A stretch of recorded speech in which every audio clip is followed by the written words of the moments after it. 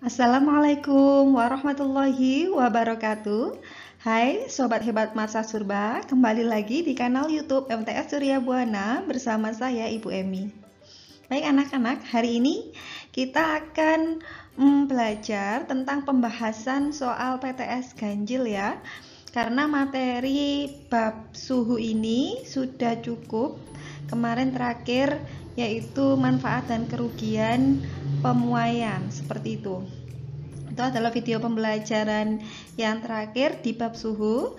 Nah, untuk melengkapi pertemuan kita kali ini, Ibu akan melakukan pembahasan tentang soal PTS ganjil kemarin yang kalian kerjakan 2 minggu lalu.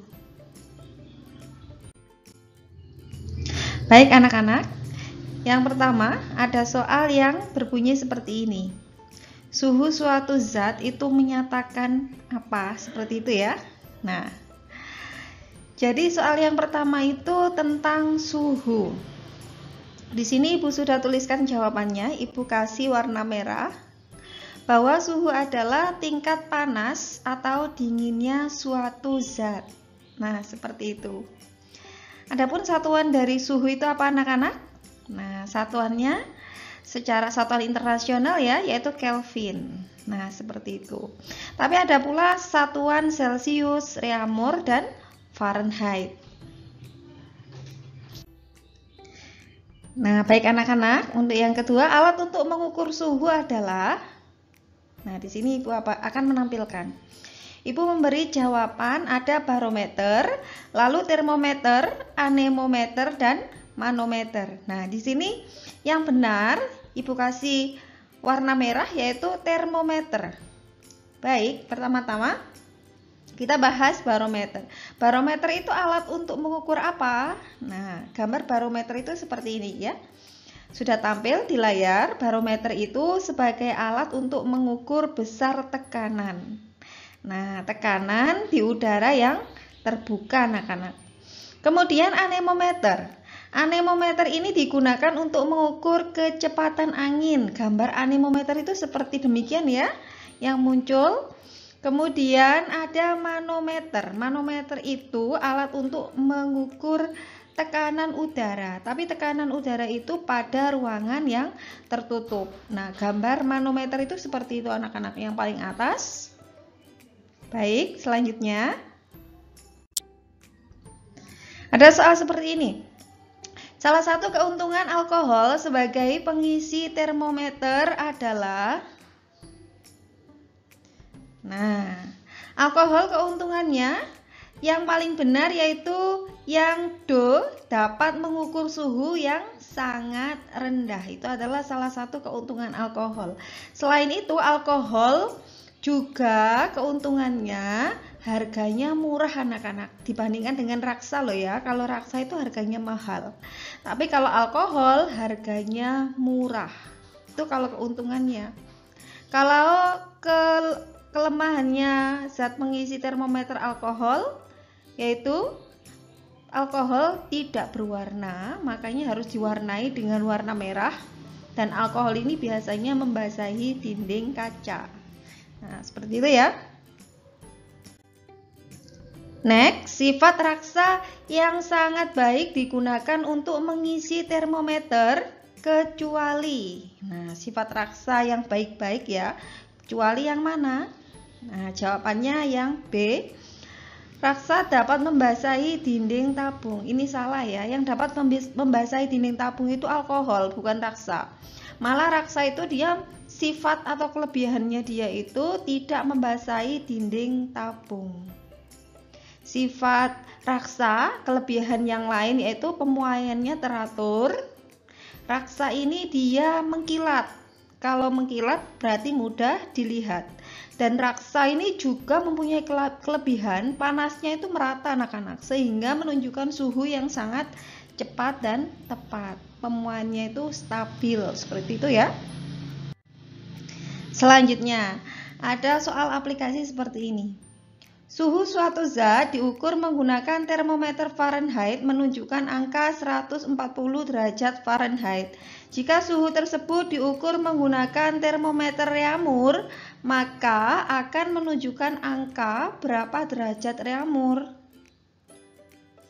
Nah, ini jawabannya sudah Ibu kasih warna merah, jawabannya 48 derajat Reaumur. Nah, caranya seperti ini. Tinggal dimasukkan ke persamaan konversi antara Reaumur dengan Fahrenheit, yaitu 4/9 dalam kurung dikali dalam kurung derajat Fahrenheit, temperatur yang ditunjukkan oleh termometer Fahrenheit dikurangi 32 tutup kurung, sama dengan 4/9 dikalikan dalam kurung 104 derajat Fahrenheit. Nah, itu ya skala yang ditunjuk pada termometer Fahrenheit sebesar 104 dikurangi 32 tutup kurung, sama dengan 4/9 dikali 108. Hasilnya yaitu 48 derajat Reaumur, anak-anak.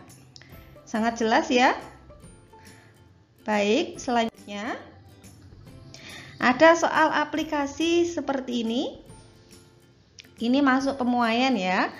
Desi memanaskan pelat logam aluminium yang memiliki koefisien muai panjangnya sebesar 24 kali 10 pangkat minus 6 per derajat Celcius. Akibatnya, luas pelat berubah dari 40 cm persegi menjadi 40,2 cm persegi. Jika suhu awal aluminium itu 30 derajat Celcius, maka suhu akhir pemanasan sebesar berapa derajat Celcius? Nah, yang ditanya itu adalah T2, suhu akhir. Jawabannya ada sekian. Nah, yang paling betul yang B, 134 derajat Celcius. Caranya bagaimana, Ibu? Nah, coba ya, simak penyelesaiannya. Baik anak-anak, untuk penyelesaian soal tersebut seperti ini. Jadi kita tulis dulu besaran-besaran yang diketahui itu apa saja pada soal. Kalau di sini yang diketahui yaitu koefisien muai panjang aluminium sebesar 24 kali 10 pangkat minus 6 per derajat Celcius. Luas awal sebelum dipanasi yaitu 40 cm persegi. Kemudian luas akhir plat setelah dipanasi sebesar 40,2 cm persegi. Sedangkan suhu awalnya T1 30 derajat Celcius dan yang ditanya adalah suhu akhir setelah plat dipanasi. T2-nya itu berapa? Gitu ya. Oke, jawabannya seperti ini anak-anak. Kita pakai persamaan pemuaian luas di mana A sama dengan A0 dalam kurung 1 plus beta kali delta T. Nah, kita selesaikan dulu yang ruas kanan ini ya. A sama dengan A0 ini kita kalikan satu persatu ke dalam kurung ini ya. A0 dikali 1 hasilnya 0, kemudian A0 dikali beta dikali delta T hasilnya A0 kali beta kali delta T. Maka didapat A sama dengan A0 plus A0 dikali 2 alfa. Beta itu penjelmaan dari 2 alfa dikali delta T. Baik, selanjutnya A0 ini kita pindah ruas ke kiri, asalnya plus jadi min. A min A0 sama dengan A0 kali 2 alfa kali dalam kurung T2 min T1, di mana delta T itu adalah perubahan suhu penjelmaan dari T2 min T1. Selanjutnya kita masukkan nilai dari A, nilai dari luas akhir plat yaitu 40,2 dikurangi A0 sebesar 40 sama dengan A0 di sini 40 kali 2 kali alfa. 2 kali 24 kali 10 pangkat minus 6 dikali T2 min 30. Baik, ini hasilnya 40,2 dikurangi 40 hasilnya 0,2 ya anak-anak ya. Sama dengan, nah ini 40 kali 2 kali 24 kali 10 pangkat minus 6 itu hasilnya 1920 kali 10 pangkat minus 6 dikali dalam kurung T2 dikurangi 30 tutup kurung. Lanjut bawahnya 0,2 sama dengan, nah ini kita selesaikan yang dalam kurung ini, dikalikan satu per satu ya. Jadi 1920 kali 10 pangkat minus 6, kita masukkan satu per satu yang di dalam kurung ini. Hasilnya 0,2 sama dengan 1920 kali 10 pangkat minus 6 dikali T2 min. Nah, ini ganti dikali 30. Hasilnya 1920 kali 10 pangkat minus 6 dikali min 30, hasilnya min 57.600 kali 10 pangkat minus 6. Lanjut. Oleh karena bilangan 57.600 kali 10 pangkat minus 6 ini di ruas kanan nilainya negatif, kita pindah ke ruas kiri, nilainya jadi positif anak-anak ini ya. Ibu pindah ya ke ruas kiri. Jadinya 0,2 plus 57.600 kali 10 pangkat minus 6 sama dengan 1920 kali 10 pangkat min 6 T2. Oke, 57.600 kali 10 pangkat minus 6 itu kalau di total hasilnya ini anak-anak. Itu artinya sama dengan 57.600 dibagi dengan 1 juta. Dikali 10 pangkat minus 6 itu artinya dibagi 1 juta. Jadi hasilnya 0,0576. Kita tinggal total aja. 0,2 ditambah 0,0576. Hasilnya 0,2576. Ruas kanannya tetap ya, sama dengan 1920 kali 10 pangkat minus 6 T2.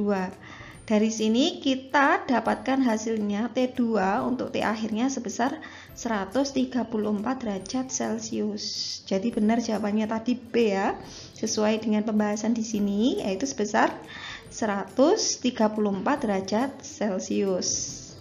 Paham ya anak-anak ya? Kita lanjutkan soal berikutnya. Nah, di sini ada termometer A, termometer sembarang ya. Ini kita namai termometer A, memiliki titik beku 30 derajat A dan titik didihnya 280 derajat A. Nah, di sini Rudi mengukur suhu benda dengan termometer Celcius dan menunjukkan suhu 30 derajat Celcius. Suhu benda jika diukur menggunakan termometer A itu berapa Celcius? Maka kita menggunakan persamaan perbandingan termometer sembarang gitu ya. Nah, di sini Ibu pilih jawaban C 105 derajat Celcius. Bagaimana Bu penyelesaiannya? Mari kita bahas bersama-sama.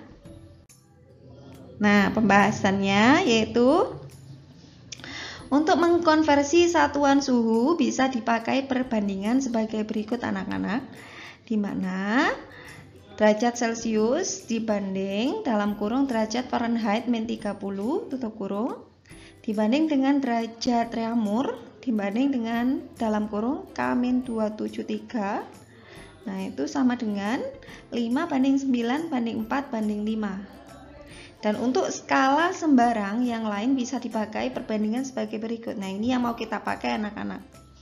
X min X1 dibagi dengan X2 min X1 sama dengan Y min Y1 dibagi dengan Y2 min Y1, di mana X1 itu titik tetap bawah termometer X. Ini misal termometer X ya, tapi yang kita pakai tadi di soal termometer A. Paham ya? X2 titik tetap atas termometer X. Y1 titik tetap bawah termometer Y dan Y2 titik tetap atas termometer Y. Jadi yang penting itu kita dapat tahu titik tetap atas dan bawahnya itu berapa. Nah, pasti kita bisa mengerjakan meskipun itu termometernya sembarang, gitu ya. Nah, selanjutnya seperti ini. Untuk penyelesaian soal yang tadi termometer sembarang, diketahui suhu es melebur. Nah, ini sebagai X1 yaitu sebesar 30 derajat A. Dan suhu air mendidih sebagai X2, titik tetap atas ya anak-anak ya, 280 derajat A. Suhu bendanya ketika dengan termometer Celcius itu sebesar 30 derajat Celcius. Ditanya suhu benda dalam skala baru berapa derajat A gitu ya. Penyelesaiannya yaitu kita masukkan ke persamaan X min X1 per X2 min X1 sama dengan Y min Y1 per Y2 min Y1. Kita masukkan angkanya anak-anak. X min 30 per 280 min 30 sama dengan 30 min 0. Nah, ini karena titik tetap bawahnya termometer Celcius itu 0 ya, maka kita tulis 0. Per 100 min 0. Maka hasilnya X min 30 per 250 sama dengan 30 per 100. Lalu kita perkecil yang ruas kanan ini. X min 30 per 250 sama dengan 3 per 10. Dikali silang anak-anak. Nah, dikali silang hasilnya X min 30 sama dengan 3 per 10 kali 250. X min 30 sama dengan 75. X sama dengan, ini awalnya di ruas kiri negatif, pindah ruas kanan jadi positif. Maka kita dapat hasilnya yaitu 105 derajat A. Berarti 30 derajat Celcius sama dengan 105 derajat A. Seperti itu anak-anak ya. Lanjut soal berikutnya. Ini pemuaian panjang setelah tadi pemuaian luas. Panjang sebatang baja pada suhu 20 derajat Celcius adalah 50 cm. Jika koefisien muai panjang baja itu sebesar 0,000011 per derajat Celcius, maka panjang batang baja saat dipanaskan sehingga suhu 100 derajat Celcius itu berapa? Gitu ya. Coba jawabannya apa? Nah, yang benar jawabannya yang B, 50,044 cm. Bagaimana caranya, Bu? Bagaimana? Penyelesaiannya seperti ini anak-anak ya. Nah, kita rinci dulu diketahui apa saja. Di soal itu diketahui L0 panjang awal 50 cm, kemudian suhu awal T1 20 derajat Celcius, lalu suhu akhir T2 sebesar 100 derajat Celcius. Nah, kemudian delta T perubahan suhunya berapa? Yaitu 80 derajat Celcius. Selisih dari suhu akhir dan suhu awal. Kemudian ditanya, oh sebentar, diketahui juga alfanya, koefisien muai panjang yaitu 0,000011 per derajat Celcius. Ditanya panjang akhir setelah dipanasi L. Kalau di situ ditulis LT ya, sama saja. Maka jawab L sama dengan L0 ditambah L0 dalam kurung alfa kali delta T. L sama dengan 50 plus 50 dalam kurung alfanya berapa? 0,000011 kali 80. Maka L sama dengan 50 plus 50 dalam kurung itu artinya nanti dikali ya, dikali 0,00088 tutup kurung. Maka L sama dengan 50 plus, nah ini hasilnya anak-anak, setelah 50 dikalikan ke dalam kurung ini hasilnya 0,044. Maka didapatkan L akhir panjang setelah dipanasi yaitu sebesar 50,044 cm. Gitu ya.